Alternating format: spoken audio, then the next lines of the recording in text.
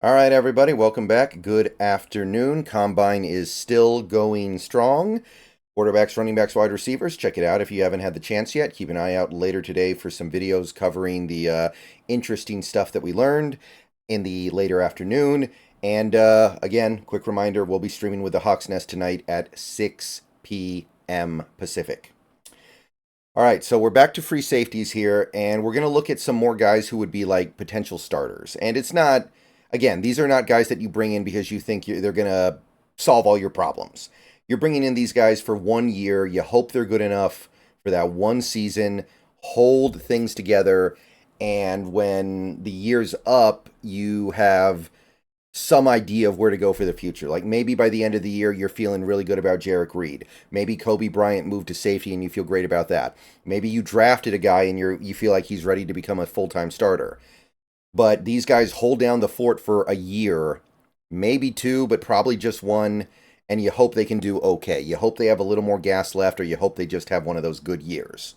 Because these guys, you could probably get them for like 1 year, 4 million, 1 year, 5 million, maybe 2 years, 8, 2 years, 10. And you're going to save a lot of money over just keeping a guy like Quandre Diggs. That's big savings.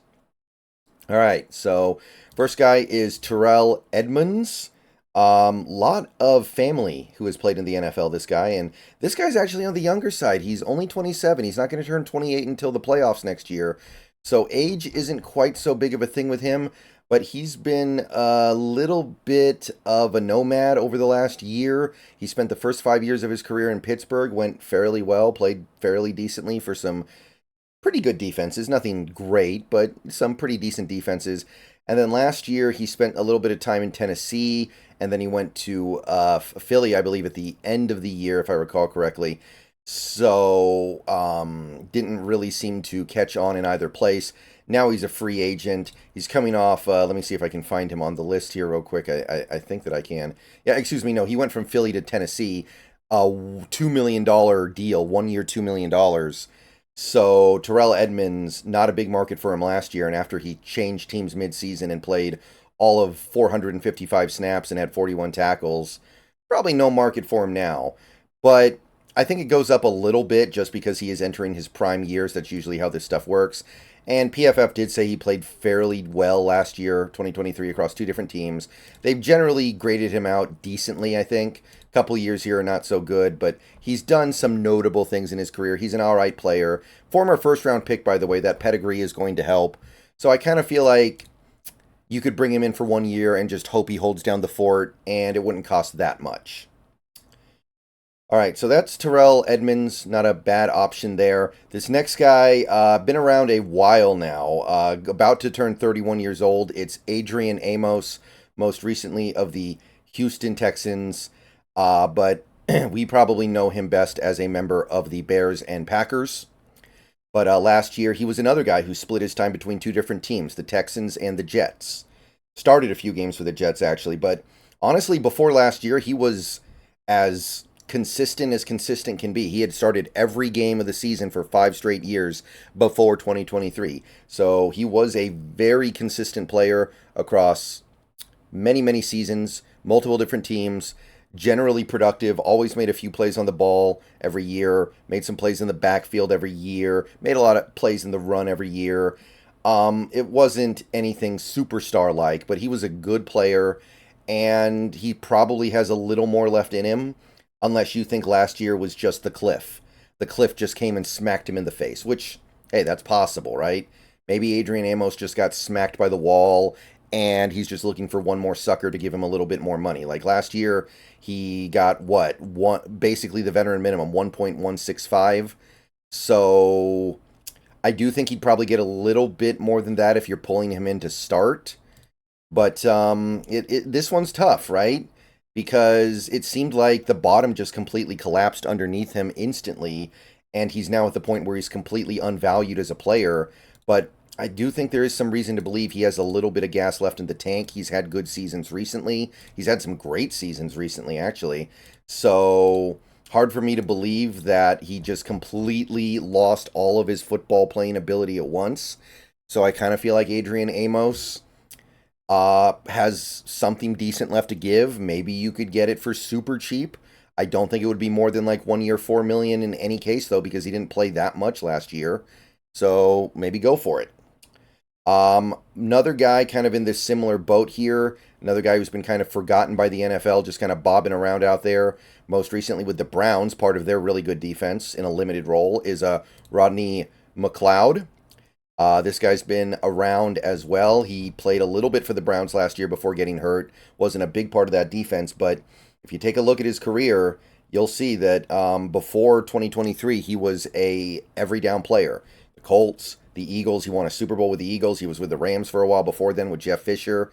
Now, saying that somebody was with the Rams when they had Jeff Fisher is not a good sign because it probably means they're old, and sure enough, this guy's about to turn 34. But if you believe you could get one more decent year out of him to just hold things together for a little bit while you're trying to figure out your long-term solution, it should be pretty dang cheap. Like, this guy should cost a little more than backup money. If you bring him in as a starter, maybe he'd say, like, I want $3 million instead of vet min, but it wouldn't cost that much. It would be really cheap, and you would save a ton of money over keeping Quandre Diggs. Now, at this point, Diggs is probably a significantly better player, but would you rather have the extra money and Rodney McLeod or just Diggs? When you know that, by the way, McLeod has had good seasons in recent memory. Some of these seasons are good. He's been good recently for some good defenses. Last year, he just got hurt. So if you want to take a bet on him having one more good year to give, I don't think that's the worst bet in the world. But again, you have to be aware of the risks. 34 years old. We went through this with Gibson in my previous video. You got to say the same about McLeod. He's actually a little bit older. I got one more guy here, one more guy that I think would be worth kicking the tires on as a short-term starter in all likelihood. Mike Edwards, most recently of the Chiefs. I know he's listed as a cornerback, but he also plays some safety. Only going to turn 28 this year, by the way, so age is not really the pressing concern that it was with the previous guys. So actually, he's kind of entering his prime here. I just kind of view him as a somewhat limited player. He won a Super Bowl with Tampa Bay a few years ago, and then he won a Super Bowl with Kansas City this most recent year. So, I mean, he's doing very well for himself in that regard. But he was not a full-time player for the Chiefs. He only started 5 games, even though he played in every game. The year the Bucks won the Super Bowl, he did not start any games. And the year after that, the Brady's last year, he only started 4. So he seems to be at his best when he's just allowed to play part-time. So you bring him in as a starter, you probably know there are going to be diminishing returns, but that doesn't mean you don't do it because you know you're just trying to buy time for 1 year at a position that is not the most impactful on the field. Passable PFF grade last year, passable the previous year. You go back to 2021 when he was playing a little bit more of a smaller role on the Buccaneers. It was pretty good. The year they won the Super Bowl, he was graded out very well in coverage, actually. So I think that this would be a viable option. It's definitely a scenario where you're getting him and you're just kind of hoping that he can hold it together. And it is a gamble because Mike Edwards is not the level of player where you can expect consistency. He's going to have good years and bad years, good games, bad games, good plays, bad plays. But I don't think he would be very expensive. He only cost $3 million last year. You could probably get him for about $3.5 to $4 million for 1 year. So you make that happen. You're saving big money over Diggs, and you might be getting somebody who can be similarly productive as Diggs at this point, because Diggs is much older than Edwards will be. All right, that's it for this video. There's going to be one more video looking at a few more safeties, and then we are going to turn our attention a little bit to the Combine. See you guys soon. Go Hawks.